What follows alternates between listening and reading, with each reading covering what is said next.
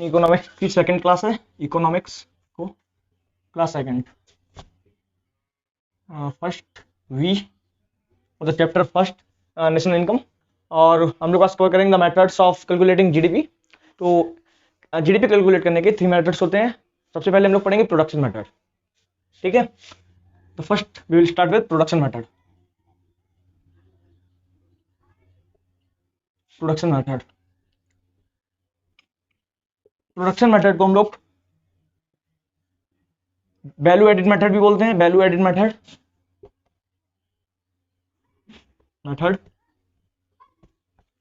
और हम लोग आउटपुट मेथड भी बोलते हैं इसको, आउटपुट मेथड।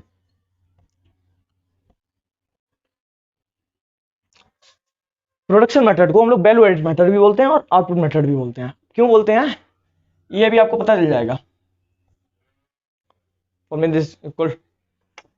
इसको क्यों बोलते हैं ये आपको भी पता चल जाएगा। तो हम लोग टेबल स्टडी करेंगे तो आपको पता चल जाएगा कि प्रोडक्शन मेथड को वैल्यू एडिड मेथड और वैल्यू एडिड को आउटपुट क्यों बोलते हैं।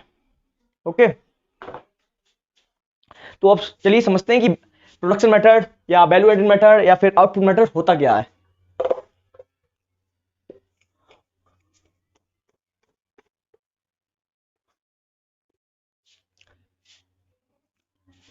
इट इज अ सम, हम लोग शॉर्ट फॉर्म में लिखेंगे, sum of all the values of final products produce in a country by all the sectors, while the contribution of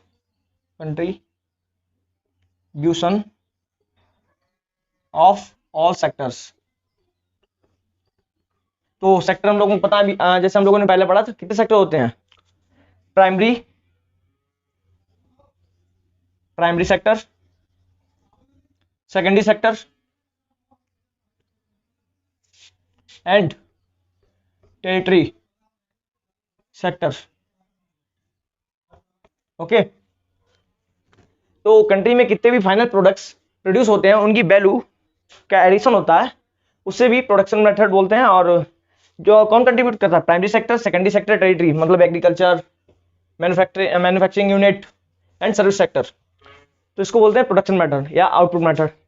अब ग्रॉस वैल्यू एडिड क्यों बोलते हैं? क्योंकि इसका एडिशन होगा सबका एट बेसिक प्राइस पे इसका सबका एडिशन होगा और उसको बोलेंगे GDP at GDP factor cost में होगी जीबीए एट बेसिक प्राइस। ये हम लोग अभी आगे देखेंगे चार्ट्स में। और इसमें खास बात ये होती है सबसे ज्यादा प्रोडक्शन मेथड में कि टैक्स इंक्लूड होता है, indirect tax included and subsidies exclude हो जाती है, क्योंकि हम लोगों को मिल जाती है एक्सक्लूडेड। ओके, तो हम लोग आगे देखते हैं क्या होता है इसमें प्रोडक्शन मेथड में।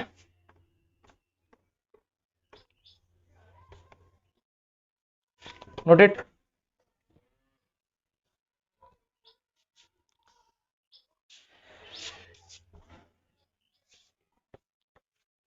चलिए हम लोग एक चार्ट से समझते हैं, रियल चार्ट।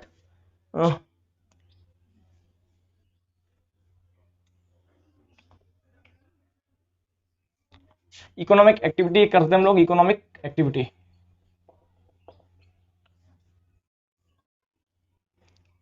इनपुट कॉस्ट हम लोग इंडियन रुपीज में लेंगे, cost INR। Okay, input cost, output cost ये भी इंडियन रुपीज में INR। और वैल्यू एडिड आपको भी आपको सेकंड और थर्ड आंसर पता चल जाएगा कि इसको ग्रॉस वैल्यू एडिड प्रोडक्ट और आउटपुट मेथड क्यों कहते हैं। ये भी हम लोग लेंगे INR में। ओके, फॉर एन एग्जाम्पल एक फार्मर है, वो ऑरेंज ग्रो कर रहा है। Okay, grows what? ऑरेंज। उसका खुद का खेत है और खुद के उसके पास सीड्स हैं। तो फॉर एग्जाम्पल उसके पास कोई भी उसने इनपुट नहीं दिया, इनपुट उसका 0 रहा और उसको एज अ फ्रूट उसको क्या मिला? आउटपुट कितना मिला? 15 रुपीज पर केजी उसको ऑरेंज, 15 रुपीज पर केजी उसको पड़ा है ये ऑरेंज का रेट। Okay 15 rupees. तो वैल्यू एडेड कितनी हुई? 15 minus 0 equal to 15। Okay now he sells this orange as a juice. Okay तो he sells as a juice. तो जूस क्या हुआ, 15 रुपए से जूस की कीमत 5 रुपए मैन्युफैक्चरिंग में, मतलब वो प्रोसेसिंग में उसकी 5 रुपए कॉस्ट आ गई, तो 15 से ये हो जाएगा 20, तो 15 इनपुट हुआ इसका, आउटपुट कॉस्ट हुई 20 रुपीज, और कितना हो गया वैल्यू चेंज 5। अब क्या होगा, ये कॉस्ट है ये 20 रुपीज पर लीटर है, 15 रुपीज पर केजी था। अब हम लोग कहाँ पे आ रहा है, इसने जूस को होलसेलर को दिया for rupees, sells juice to wholesaler कितने में, 25 रुपीज पर लीटर, 25 पर लीटर में। ओ तो सॉरी, इनपुट था 20 रुपीज पर लीटर, इसने सेल कितने में किया, 25 रुपीज में, 25 रुपीज पर लीटर में। कितनी वैल्यू एडेड हुई, 5।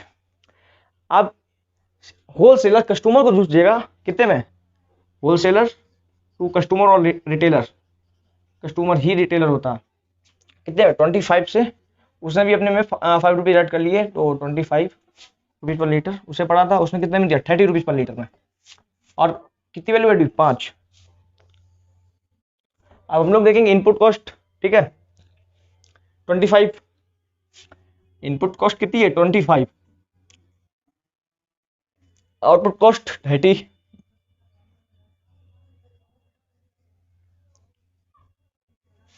वैल्यू एडेड कितनी हुई, कितनी हुई 15 plus 5 20, 20 plus 5 25, 25 plus 5 30।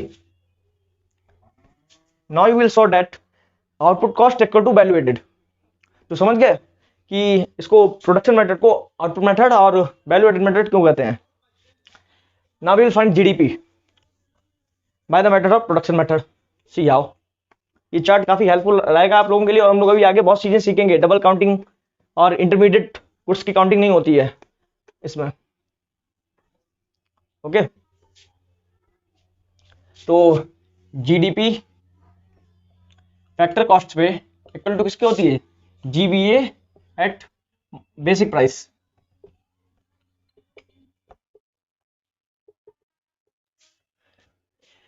GDP factors cost पे होती है GBA plus on the basic price, और जीडीपी बेसिक मार्केट प्राइस पे होती है, मार्केट प्राइस पे। अब वो जीडीपी मार्केट प्राइस में ही कैलकुलेट करते हैं, लेकिन प्रोडक्शन मेथड में नहीं, इनकम मेथड से। और GDP at market price equal to होता है GBA at basic price. Okay BP equal to basic price minus product indirect taxes plus government subsidies और प्राइवेट है नहीं हो। ओके और product subsidies. Okay product subsidy. तो revise with me, GDP at factor cost equal to gross value added product at basic price, GDP at market price equal to GBA at basic price minus product indirect taxes plus product subsidies। Okay अब हम लोग देखेंगे कि how the product or the value added method is helpful for computation of GDP। तो इसमें हम लोग points में देखेंगे इसको, और ये मैथ्स में भी आ सकता है। Okay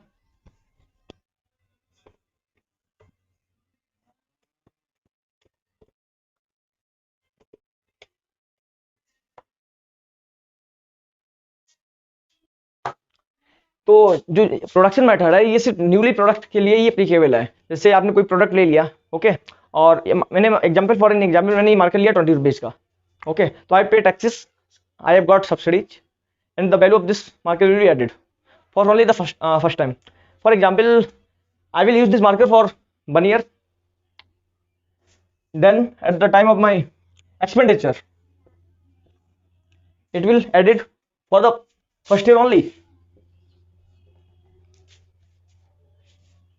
would be 20, but the reality is that I will use this marker for approx 5 years.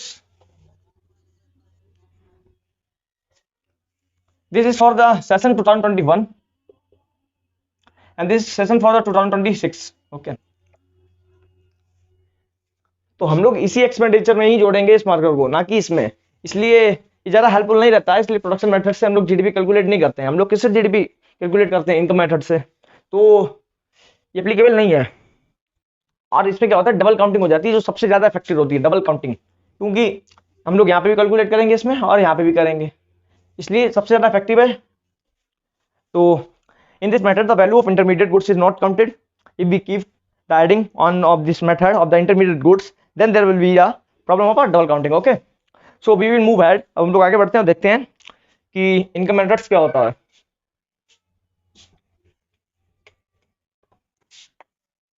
आप लोगों को नोट्स की पीडीएफ फॉर्म मिल जाएगी। और अब हम लोग आते हैं इनकम मेथड्स पे। इनकम मेथड, हमारे देश की जीडीपी इससे कैलकुलेट की जाती है income methods. Okay, income method, what is income method? Now the question arises, what is income method?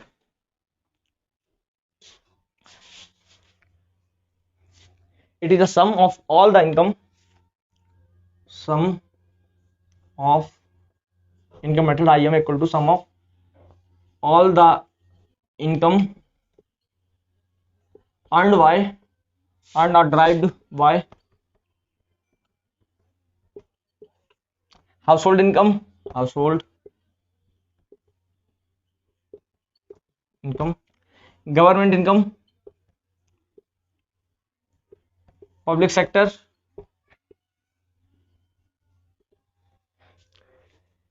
and the compensation on the fixed rate. Okay, compensation on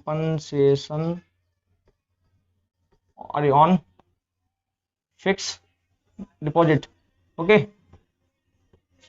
so what is the what is income method? The sum of all the income earned are derived by the household income, government income, public sector, and the compensation on the fixed deposit, including services, wages, rent, and profit earned by the country or a particular individual of a country. Okay, this, so it also include land, labor, wages, okay, and land, labour, wages, rent. ठीक है, जो रुपए land से हम लोगों को मिलेगा as an profit, उसको बोलते हैं rent. Okay, and so labour wages we will got rent and profit. और हम लोग एक बात करना भूल गए थे कि प्रोडक्शन मेथड में जो गवर्नमेंट स्कॉलरशिप्स होती हैं और जो गवर्नमेंट पैसा एज ए सब्सिडी या पेंशन के रूप में देता है, वो भी इंक्लूड होती हैं। ओके, तो हम लोग भूल गए थे, लेकिन आपको नोट्स में सारा कुछ मिल जाएगा। तो we will revise it again. Production method में पेंशन और स्कॉलरशिप हम लोग इंक्लूड करते हैं, और इसमें भी rent, labour wages and profit include करते हैं। ओके, तो what is GDP at income method? We write the formula. आपको डिफिनेशन याद करने की कोई जरूरत नहीं, आप फार्मूला याद कर लेंगे, आपको डिफिनेशन अपने आप याद हो जाएगी। ओके, तो हम लोग पढ़ते हैं जीडीपी। ओके, किसमें पढ़ेंगे? इनकम मेथड में। तो GDP we will study GDP. Okay, income method में इनकम। तो इनकम ऑफ गवर्नमेंट और हाउस होल्ड। ओके, तो और इनकम ऑफ गवर्नमेंट और हाउस होल्ड, इसको बोल सकते हैं हम लोग कंपनसेशन टू एम्प्लॉयज। ओके, इसको हम लोग क्या क्या बोल सकते हैं? इनकम ऑफ गवर्नमेंट और हाउस होल्ड, इसको बोल सकते हैं गवर्नमेंट अपना पैसा कहाँ पे देगी? कंपनसेशन में। और compensation to employees plus compensation on fix capital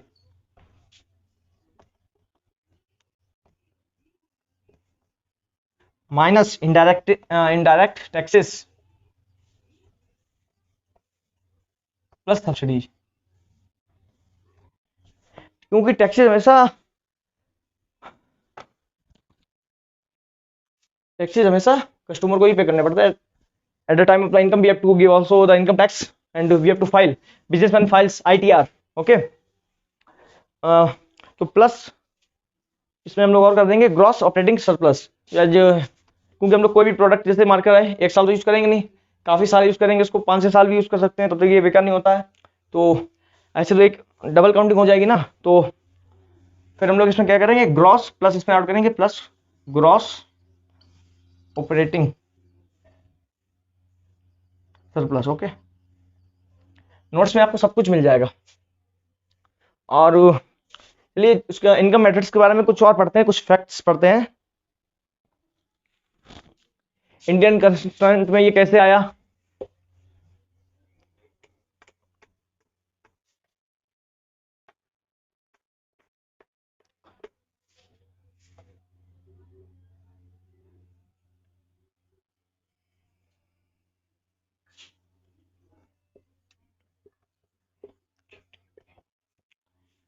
तो according to Indian system of national income accounting framework 1993, national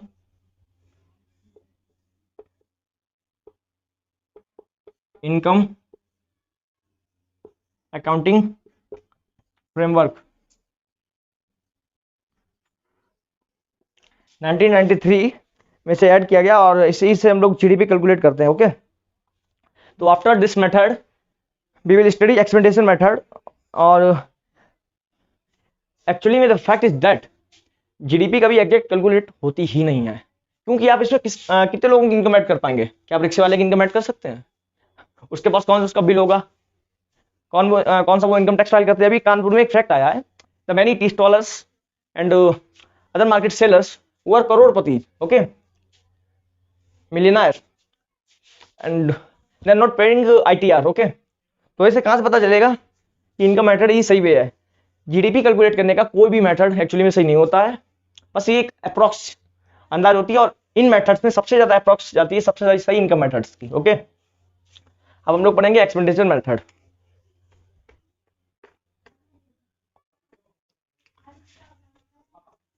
okay, now we will study expenditure method. Expenditure method है कितना खर्चा किया है, कितना रुपए आपने खर्च किया मार्केट में। ओके, तो एक्सपेंडिचर मेथड में क्या होता है? Sum of all the final products purchased throughout the country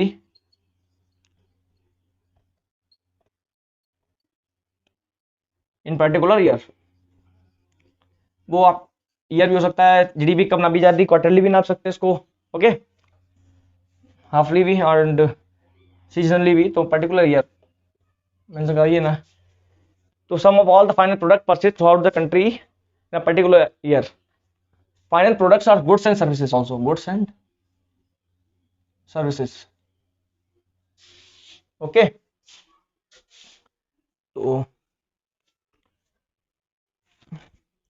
इसका फार्मूला आप लोग लिखिए, calculating GDP by expenditure method. Okay, तो जीडीपी एक्सपेंडिचर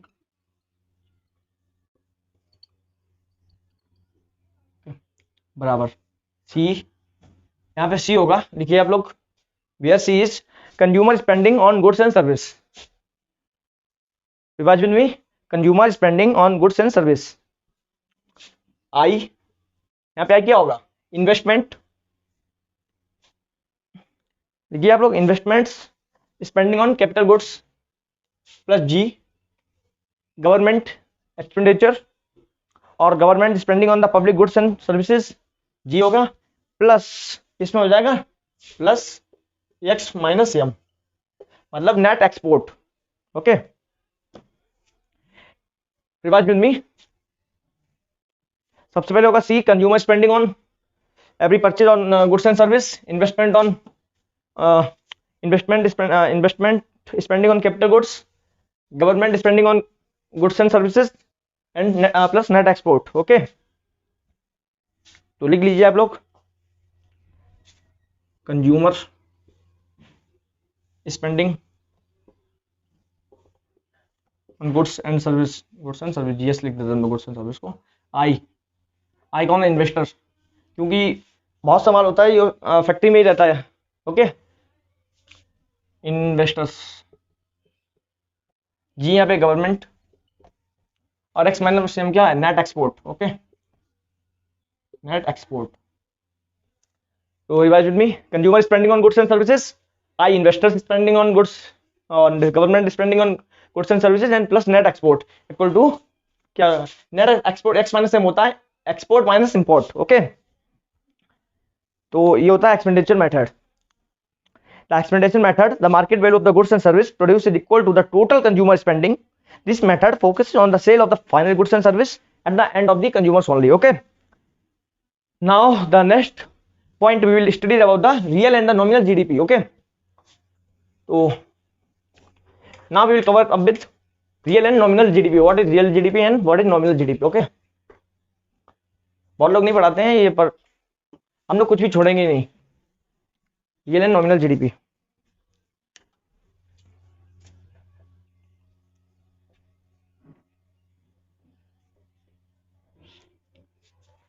देखिए अब रियल जीडीपी, तो सबसे पहले हम लोग स्टार्टिंग करते हैं रियल जीडीपी होता क्या है।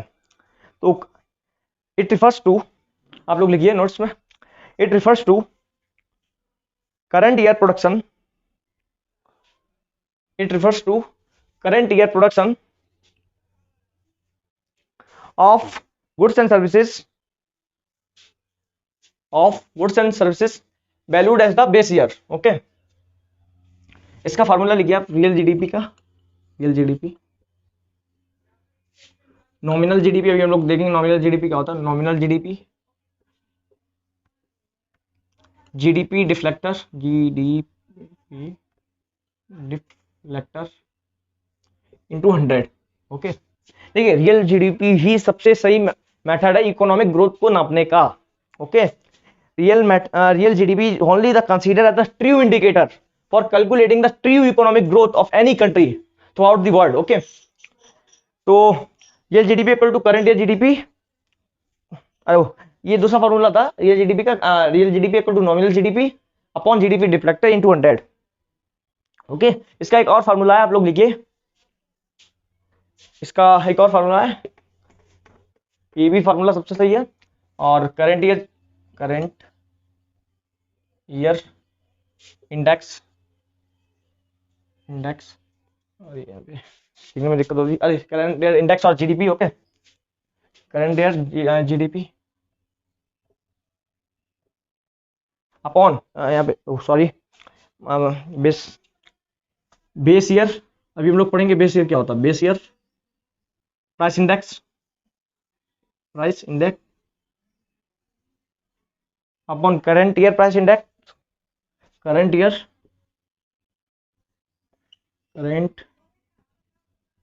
Year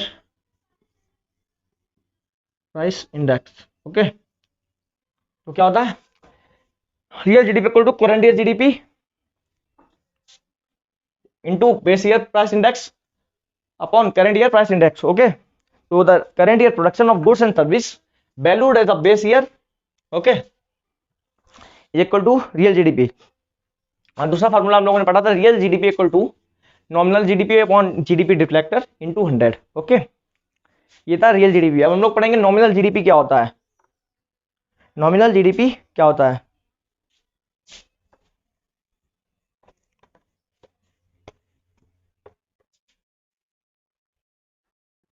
nominal GDP,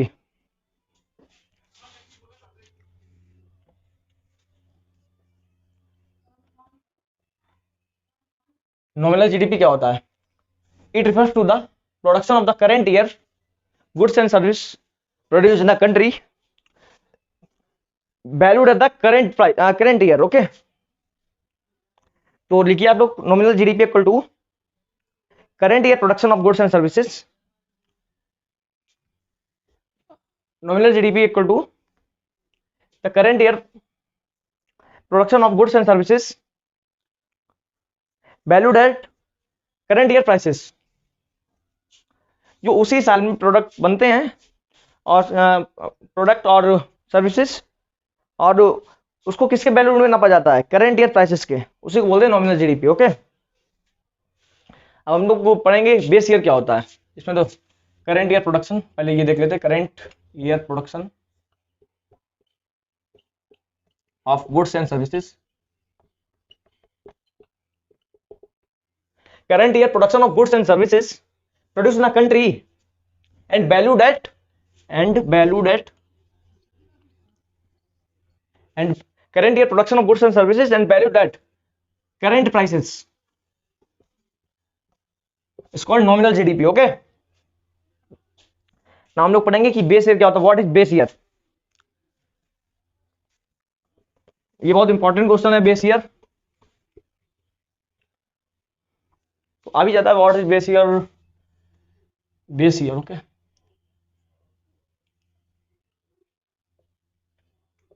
base year क्या होता है,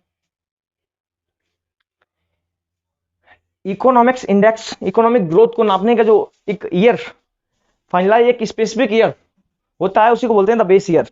द बेस ईयर तो लिखिए आप लोग, the base year is the specific year, the base year is the specific year on which the economic growth of any particular country is measured। okay, तो base year क्या होता है, a particular year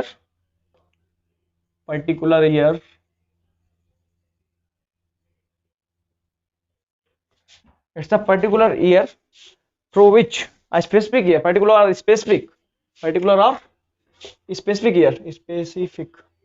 year through which the economic growth is measured, it is allotted from the value 1 to 100। okay, the allotted value of base year is 1 to 100। ये मतलब 100 साल पहले, 1 से 100 साल के बीच में ही रहेगी। Okay, 1 to 100 years. ओके, तो हम लोग बेस ईयर कौन सी लेते हैं, जो सबसे ज्यादा स्टेबल होती है, किसमें सबसे कम फ्लक्चुएशन होता है मार्केट में, ट्रेड भी स्टेबल हो।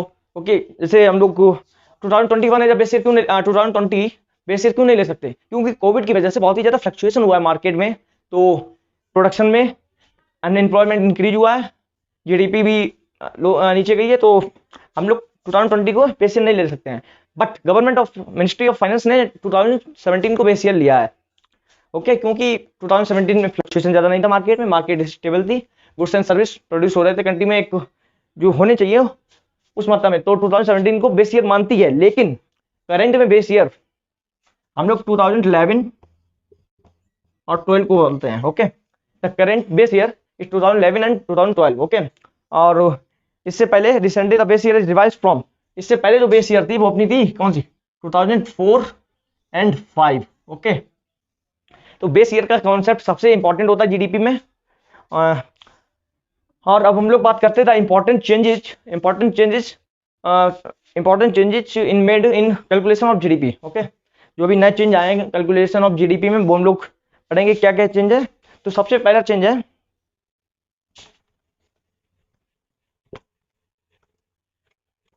बेस ईयर, आपका बहुत इंपॉर्टेंट टॉपिक है, तो इंपॉर्टेंट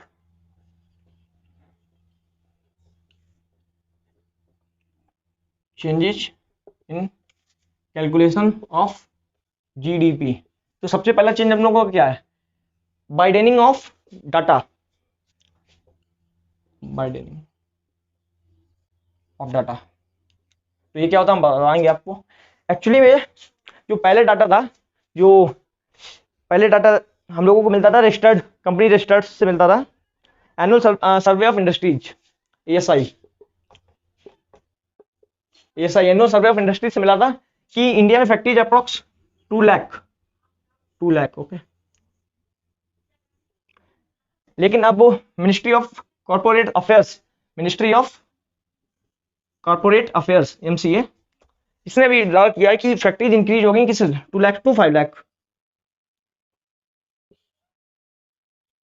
डाटा में चेंज हुआ है, widening of data pool. Okay, ये किसने डाटा किया दिया, मिनिस्ट्री ऑफ कॉर्पोरेट अफेयर्स। और जो पहले डाटा रिकॉर्ड होता था वो था इंटरप्राइजेस लेवल पे, और ये फैक्ट्री बेस्ड पिक्चर, तो इसलिए जीडीपी में चेंज करना पड़ा। ओके, तो सबसे पहला मेजर रीजन है बाइंडिंग ऑफ डाटा। और फिर इसके बाद में binding of data, revision of base year. पहले बेस ईयर कितनी थी 2004 एंड 5, ओके। अब कितनी है 2011 एंड 12। तो revision of base year is also a major factor for change in calculation of GDP, okay. और इसका थर्ड रीजन है, थर्ड रीजन क्या है इसका, changing GDP from factor price और फैक्टर कॉस्ट टू किसमें आ रही है, मार्केट प्राइस में, ओके। मार्केट प्राइस, ये भी बहुत बड़ा फैक्टर है क्या, changing GDP from factor price to market price, okay, और factor cost to market price. तो international standard such as system of national accounting of UN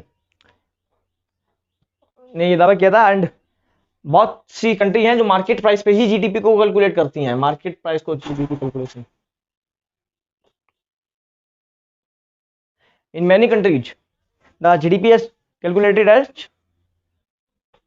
on the basis of market price, okay. Now we will cover up with new topic, GDP as PPP. Now we will cover with new topic, GDP as PPP.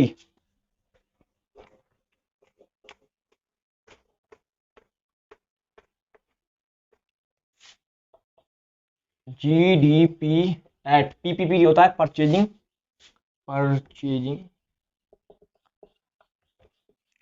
Power parity, okay. So what is GDP? Purchasing PPP, purchasing power parity, okay. तो ये होता क्या है, देखिए, जो international markets होती हैं या इंटरनेशनल ऑर्गेनाइजेशन होते हैं, तो तब वो दो किसी भी टू कंट्रीज को कंपेयर करते हैं तो टू बेसिस पे करते हैं। सबसे पहले रियल, अपने लोगों ने पढ़ा था रियल जीडीपी एक ट्रू फैक्टर है किसको काउंट करने का, जीडीपी। लेकिन कोई भी इंटरनेशनल ऑर्गेनाइजेशन कंपेयर करता है दो बेसिस पे। सबसे पहला है नॉमिनल जीडीपी पे, and the second one is, बताइए क्या हो सकता है आप, first one is nominal GDP, second one is GDP at PPP. Second one क्या होगा, जीडीपी एट पीपीपी। कोई भी इंटरनेशनल ऑर्गेनाइजेशन तब दो कंट्रीज को कंपेयर करता है, किस बेसिस पे करता है, नॉमिनल जीडीपी या जीडीपी एट पीपीपी। और जीडीपी कैलकुलेट करते हैं हम लोग उसी कंट्री की करेंसी में। जैसे अगर हम लोग इंडिया की करेंगे कैलकुलेट जीडीपी में, तो किसमें करेंगे, इंडियन रुपीज में, इंडियन रुपी। यूएस की करेंगे यूएस डॉलर, ओके। बांग्लादेश की करेंगे टका, चाइना की करेंगे येन, ओके, योन, सॉरी। तो जीडीपी कैलकुलेट करते हैं हम लोग उसी कंट्री की करेंसी में करते हैं। बट जीडीपी एट पीपीपी क्या होता है, हम लोग ये पढ़ते हैं, what is GDP at PPP, okay. तो purchasing power parity allows to make moderate accurate comparison of economics in the two countries, okay. First point is that, and the second is that कोई भी product ले लेते हैं, for example एक shirt हम लोगों ने ली, ओके। तो शर्ट वन ली, फॉर एग्जांपल हम लोगों ने एक शर्ट ली 950 रुपए की इंडिया में, ओके, रुपीज में। उस शर्ट की यूएस में कीमत है only $10। Focus on this two, okay, Indian rupees and dollar. उसकी कीमत है कितने, $10। तो P1 upon P2 equal to 95, okay, 95। Now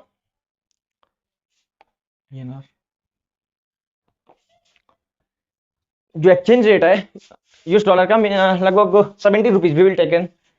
US dollar कितना है, 1 US equal to 70 Indian INR। तो 95 अपॉन 70, इक्वल टू 1.35। ओके, समझ में आ रहा है ना आपको? 95/70 INR equal to 1.35। Okay, while computing GDP at using PPP, Indian 95 rupees will be taken into the account rather than using 95।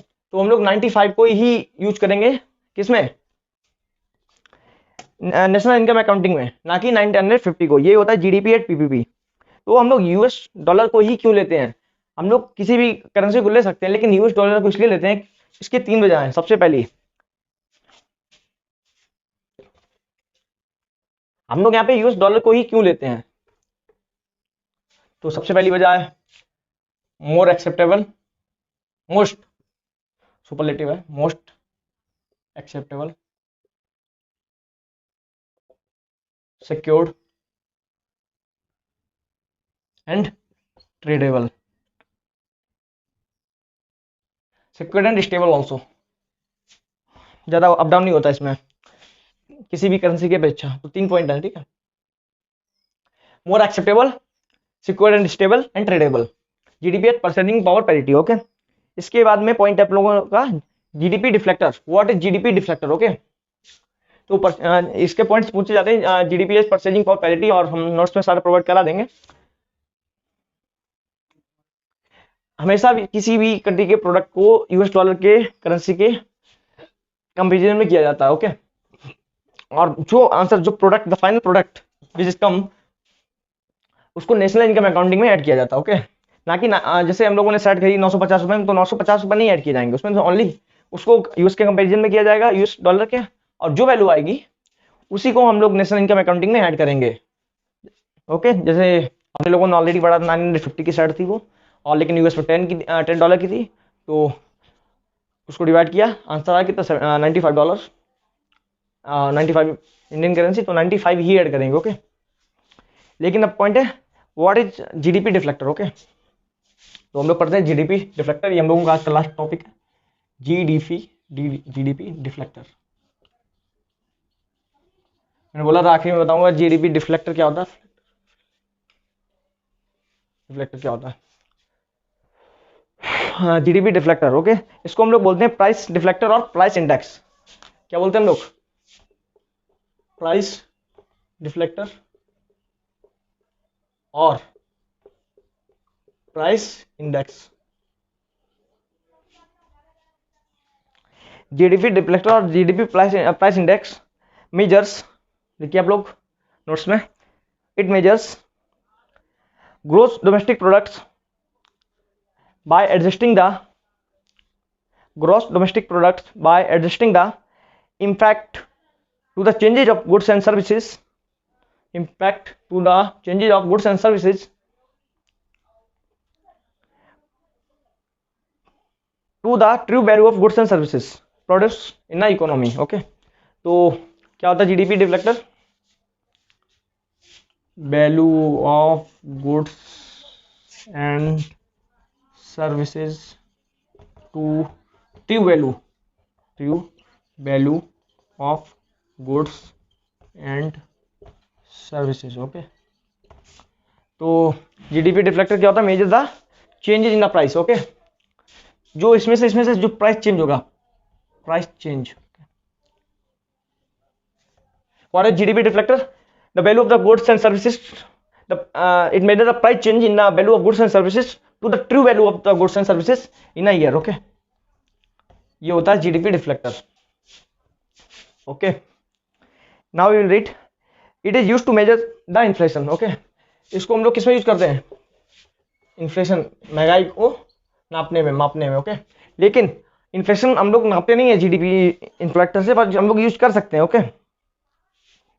और GDP reflected knows best to the fixed basket of the goods and services। Okay, तो GDP deflector इसका formula होगा, और ये पूरी whole economic basket को नापने के लिए यूज किया जाता है।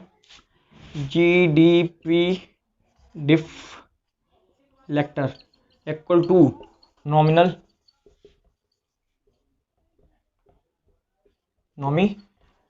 GDP upon nominal GDP upon real GDP.